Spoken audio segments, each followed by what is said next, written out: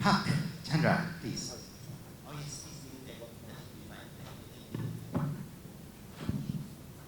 Thank you. Thank you, Alan, Peter, Jonathan, and Xiangmei. You really spice up the morning, so everyone gets so excited now. Okay, the next in our agenda is a keynote speaker. She will speak about imperative for resilient CFO amidst a growing uncertainty. So we welcome Ayelet Rotblat to the stage. So Ayelet, the floor is yours.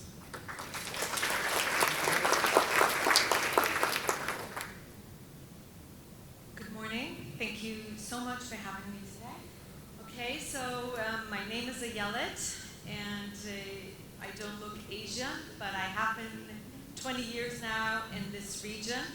I've moved to Singapore in 2003, but I grew up also in China in the 90s, and as you can hear from my accent, I grew up in the States as well. I love this region, and this is home for me. So don't be confused by my colors, please.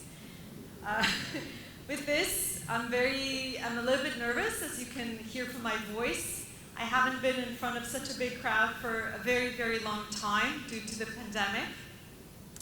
And I think this is a wonderful opportunity, seeing people in live faces instead of on a Zoom screen with little tiny boxes. So I welcome this opportunity, and I think the event and having me here today. I've been 23 years with SAP in different roles and opportunities that the company has allowed me to have, and I'm grateful. Today, I stand in front of you as also a CFO and maybe even a customer of SAP. Unlike many of you guys, I actually don't have a real choice, but I have to utilize this to the best of my ability. I listened to the panel, and we did not coordinate before, but it's remarkable how the similarities of what I'm going to share with you today on how we run our finance organization and the support that we need to bring to our business will resonate very much. I have 8 slides, and then for those who's keeping track or want to take a nap, 8 slides, and I will end with what we call a live demo. So basically that's why I'm using my laptop. I'm going to show you at the end of it how I use day-to-day technology to help myself with digitalization, managing cash flow, understanding where the business is, and being able to respond very quick. So this is really, but the panel talked about all these things, so there's no need for me to deep dive into this. But we're really pressured post-pandemic is to deliver massive growth while we're dealing with uncertain times. And the CFO needs to play a very drastic role in this, because we're looked upon to make a lot of these decisions and to act and balance all these things that are happening, so our CEOs or presidents can be able to spend money, because that's what they want to do. They want to capture growth right now, and they want to spend, but they're looking at us saying, how much can I spend? What can I afford? And that's not an easy place to be. So we constantly need to mitigate that risk and understand how that sustainable growth is going to come. One thing that the panel touched at the end that I do want to bring today is the last point, growth versus sustainability. And I challenge you to think, is that one versus the other, or is that one leveraging the other? Can we afford not to invest or leverage sustainability in today's economy and after post-pandemic? Can that not be an agenda that we put aside because we need to look at other things? And we take that extremely serious. We invest a lot in it because we think that's part of the growth and the opportunity that comes ahead. And we also believe that CFOs can play a critical sponsorship role for that. So I encourage you guys to think the same, but I challenge if that's true for you. So really, what's next? Transformation in our environment, in our business, is a norm. It's not something that you think when do I start and how long it's going to last. It's something that is there, and it continues to live and breathe in what we do in finance. I love that picture. For me, it represents everything in finance, and the panel talked about data and information. In many cases, I kind of like challenge where you are in this. Are you still collecting the data? Do you found a way to already sort it, arrange it, manage it, present it? But what's amazing about this, that this is already the past. The future, our business demands us to also predict how you can use the information to make decisions for the future. It's not enough only to be able to present it. You need to be able to understand and predict how it's going to come, and literally understand the value of every dollar that we bring in and we produce. So what does it mean for our finance organization? This is a very old story. We have a triangle of 3 layers, and I'm sure you all agree with this. We have transactional activities, business support, which could be how we provide information to the business, how we support the business, how we work with them, but also the decision, the seat at the table that I talked about. For us, we constantly want to move the triangle to the other side, where we spend less and less on transactional activities and actually focus more on the top. And in many cases, I talk to my peers, the triangle for finance even shrinks. So you don't have as much of an organization as you had in the past, maybe because you're shrinking the company, or maybe because your business is growing, but your finance function is not growing as fast. What hats do we wear? Also very similar to the past. First of all, we're stewardships, compliance, governance, and being able to trust that our business never falls to the cliff of the unknown, and we are there next to them to pull them back from it. Business partnering, we all know and agree, and transformation agent, which is what we call providing that extra value to the business to have the seat at the table. This is our picture again. You could see on one side, our headcount is growing every single year as SAP Company Group. Our revenue is the same, which means the pressure on finance grows. We work through a lot of M&As, which is a really nice way to grow your revenue, but it adds complexity into the finance organization. You have new commercial models, you have new activities or projects to operate in. But you see on the other side that from a headcount ratio, finance is actually shrinking, and the cost ratio is also going down. Our group CFO is a true believer that we need to continuously do more with less. And that's something that I think as finance, we're used to. Pretty much this is what we tell our business. You've got to find ways to be more productive. But we have to act and defend it ourselves. And that's why we constantly have this pressure. So what does that mean? Again, back to the basics. The panel talked about it as well. The people, the processes, and the technology. I love focusing on the people side because it's not only how you bring people, and we talked about the change management, it's how you also develop people and retain the talent. How you organize your organization and keep people wanting to stay with you and to grow and get out of their comfort zone. As finance functions, in many cases I have even my team telling me, I love what I do and I could do it for forever. Why do you want me to change? I'm very comfortable. I know how to operate all the transactions. I'm very productive. But if we remember the picture of before, the scalability is not possible if you don't change. So we have to constantly move forward and make sure. We have what we've defined as a finance academy.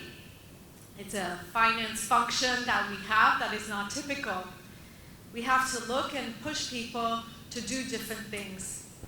And we basically moved away from growing your career development upwards if you've done one thing, another, and another, to a spiral type of development.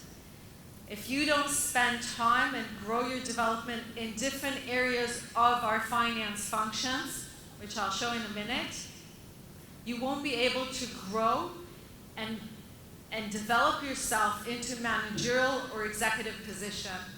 I've done the same thing for myself, and there's no linear way anymore. You cannot say, because I was a controller and I'm a controlling manager, and now I'm going to run as group controller for the company. You've got to spend in different spans of area. Processes. Of course, you expect SAP to have best-in-class processes, and I could tell you I still challenge my business every single day in my IT department. I want more out of it. But I also use this to allow our governance behind it. Who is actually accountable for what? In many cases, have outsourced some of the functions that are operating under me, like tax and treasury, but I still want to know that the way, the accountability, I sign off everything. I'm still, from an audit perspective, from a regulatory perspective, being looked at. And of course, technology, you expect us to want to use technology to its max. This is how we're organized today. We used to be islands of everything under a single country. Today, we're operating in 3 different layers, and we maximize it constantly more and more. I talked about some of the functions like tax and treasury, which I outsource to an expert function within the company as a center of excellence. I have for Southeast Asia, where I have 20 countries under me. I have 3 tax people. 1 sits in Dubai, 1 sits in China, and 1 sits in Philippines. But in terms of service that I receive, I expect best in class for every one of my countries. And whether they need to get the expertise from outside or whether they have to upskill themselves, this is something that we evaluate constantly. It allows us to move also to more self-service. How do we encourage the business to use standardized processes and operation to allow my team to focus on more added value, whether it's procurement, whether it's travel and expense, whether it's how we even invoice everything. The more we do standard, the more we can focus on other things. And the more we reduce the costs in finance, the more that cost can go back into innovation, our customers, what do we want to do next to grow, and not trying to fulfill every demand. I'll spend just a minute, and this is one slide before the end, and then I show my system. This is a journey. We talk about whether it's short-term, long-term, it's a never-ending. In my perspective, in many cases, the business wanted something technology couldn't provide, or technology wanted to provide something to the business, but we didn't know how to use it. I think in many ways, COVID taught us that we have to merge the two and constantly look, how do we utilize both sides to our advantage regularly? And we have to challenge and make the effort to be uncomfortable as being comfortable. I want to start with something that I ended, which is sustainability. I think as we move forward with finance function, we want to get away from being known for transactional activities and holding this governance hat, and know that we are moving into the future of how do we actually move companies to have a more sustainable way of operation and bringing sustainability into the core of our business. And for SAP, for CFOs, to lead that journey. The links behind it, which I welcome you guys to click when you get these decks, is really to our integrated reports and to see how we stand behind what we report. With this, we actually have internal dashboards That's my last slide. We have internal dashboards that basically allows all of our employees to also have a hand into how they can influence sustainability within SAP. This is our starting point, but this is how I open my day. Everything has to be on my fingertips. I don't want to go into my controllers or my accountants or my tax team to give, or my treasury team to give me the information. I want it all being on my fingertips. I won't go today in any of these topics, but I want to show you the one thing, which is our reporting. The ability to have information from its source, transactionals coming into general ledger, on a shared service level, being all the way up to a board, is how we operate. I will show you what we call our digital boardroom. I'm showing you, obviously I can't show you our internal information, but the same thing that you see here is what we have. But the difference is the authorization that each one of the layers have. Obviously on the group level, you see the group information. On the Southeast Asia, which is mine, I see the Southeast Asia level. And why this is good? Because the business sees the same thing. We don't argue anymore who pulls the data and what you have. We talk about what are we doing with the information that we have. We have the ability to pull external information, looking at our competition. Sorry. And of course, how do you build the trends to know where you are in that? You want to look at external market news and trends and be able to have that in your fingertips in one central place. Hopefully you're excited by now. And I'll show you a little bit of the finance. Of course, you can see we have other things in here, sales, marketing, the people side, which is critical. As I mentioned, the information is here. We looked at cloud booking for us is a major influence, and we need to track it in real time. In most cases, I ask other CFOs, how long does it take you to do month-end closing? There's a bit of a pause. In some good cases, it's 2-3 days. For me, we've moved away from month-end closing because it's real-time closing. I want to know every single time where I am. The only difference happens is quarter end, where I also have my auditors coming in, and I need a little bit more time because it's not just management books. So at the end of the day, it takes us 7 days to go to market, or to have the information to be able to go to market. And we're very proud to be the first to do so. So financial information is great, which the business has, but you talked about treasury, and you talk about cash, and that's something that is very dear to our heart as well. But having a dashboard is not only great for us, it also educates the rest of the business to take a stand and look at it. And if you don't know how to look at it, we'll teach you how. And that's part of our job, is to educate our business to understand this information and to use it. How can you have an overview every single time and be able to hold information, whether it's the foreign exchange, because we do businesses around the world, the bank loans that we have, the liquidity around it, and also external market information and trends. That's it for me today. I hope you didn't notice so much that I was nervous, and I hope that this was beneficial for you as well, as much as I enjoyed sharing with you guys today. Thank you so much for listening.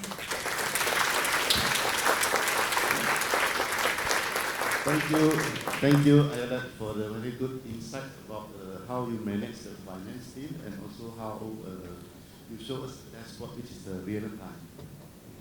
Actually, we have one question, if you don't mind. Yeah. So this one is question more about sustainability. Yeah. Do you see this function continue to fall under CFO in the future, or eventually become a standalone function of sustainability? Very Yeah, quick thank one. you. Thank you so much. First, for us, it did start as a function under our group CFO. As I mentioned, we're very passionate as a finance organization, and we actually grabbed very early into that function. We have a global head of sustainability who's an executive as well in the company. And we do see the constant battle. We just moved the function under our CEO. So the battle between the CEO wanting to show how critical this function is versus the CFO wanting to continuously own that function is a balance that we have in SAP.